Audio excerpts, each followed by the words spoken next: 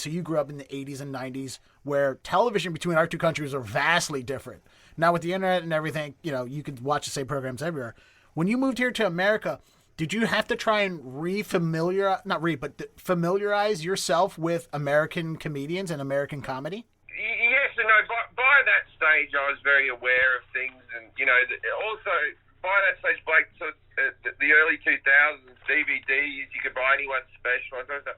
But growing up, I often get asked what comedians influenced you, and the truth is, I can't give you an answer that you're going to know who the comedians are, because all I saw on Australian TV was Australian comedians, you know. Now, I saw Eddie Murphy's Delirious. That was a big deal because that was released on VHS, but we didn't get HBO specials. You know, my first experience of George Carlin was he was Rufus from Bill and Ted's Excellent Adventure. Richard Pryor was an actor to me. You know, we didn't get Saturday Night Live when I was a kid. So even when you saw something like Wayne's World, you didn't know that it came from a sketch. That didn't sort of register.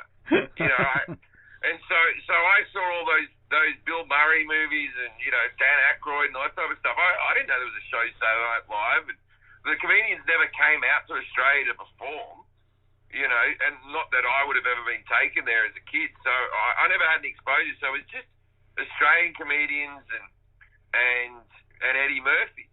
But then after that, when I became a comedian and I started, you know, it's a bit wanky to say study the craft or anything like that. But when I got more into it, you know, obviously people said, oh, you got to watch this guy, you got to watch that guy. And that's when I started watching comedy, is really after I became a comedian.